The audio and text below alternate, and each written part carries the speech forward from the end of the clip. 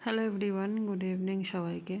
আর আজকে কোনো বিশেষ ব্লগ ভিডিও শেয়ার করছি না তোমাদের সাথে, যেহেতু মনটা ভালো নেই, কারণ আমার কোকো একটু অসুস্থ হয়ে পড়েছে।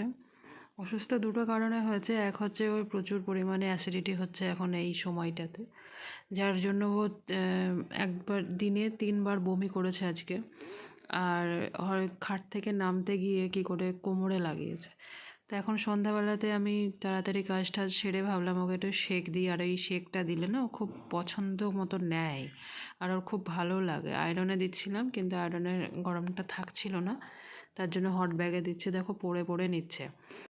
এদিকে শেক টেক দিয়ে ওকে খাটে তুলে দিয়েছি শোয়ার জন্য, যাতে ও একটু খাটে শুয়ে থাকে, আরাম পায় ঢাকা ঢাকা নিয়ে। আর এ দেখো শরীরটা কীরকমভাবে মূর্ছে গেছে, মানে ওর একটু শরীর খারাপ হলে ও এত মানে এমন দুর্বল লাগে, তখন মনে হয় যেন কি না হয়ে গেল। কিন্তু যেটুকুই হোক, শরীর খারাপ তো শরীর খারাপ, তাই না? তখন যে করে হোক ওকে ভালো করতে হবে। শরীরটা একদম ভালো লাগছে না, তো আমারও ভালো লাগছে না। তো সন্ধ্যাবেলায় সব কাজকর্ম যেটুকু পেরেছি করেছি, না পেরেছি এখন নিয়ে বসে আছি ওকে। কালকে ওকে ডাক্তারকে দেখাবো, কারণ ডাক্তার না দেখালে হবে না। ওর শরীরটা আমার নিজেরই ভালো লাগছে না দেখে।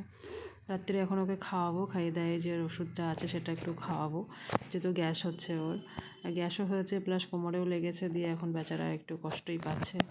তো যাই হোক, সেটুকু জানানোর জন্য তোমাদেরকে এই ভিডিওটা বানানো, যে ভাবলাম তোমাদের একটু জানিয়ে দিই, কারণ ও ভিডিওতে এত দুরন্তপনা করে, তোমরা অনেকেই দেখো, তো অনেকে কমেন্টও করো, ভালো লাগে। কিন্তু এই অবস্থায় মানে এরকমভাবে যে ও বিছানায় আছে, তো আমার একদমই ভালো লাগছে না।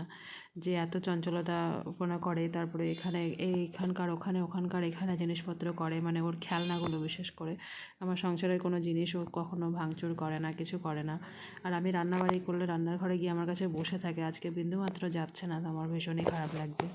আর এরকম শরীর খারাপ হলে না আমার একদম ওকে দেখতে ভালো লাগে না। ও এত দুষ্টুপনা করে, আমার সেটাই ভালো লাগে। আমি বকি ঠিকই, কিন্তু এরকম হয়ে বিছানায় চুপচাপ হয়ে গেলে আবার আমার ভীষণ কষ্ট হয়।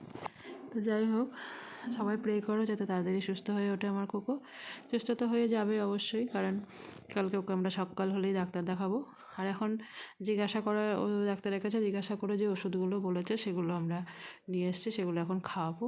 যেহেতু ওকে এখানে অয়নই দেখে, তো অয়নকে দেখানো হয়েছে, অয়ন আসবে বলেছে ওকে কালকে চেক আপ করতে। চেক আপ করে কী হচ্ছে তোমাদেরকে পরে আবার জানাবো।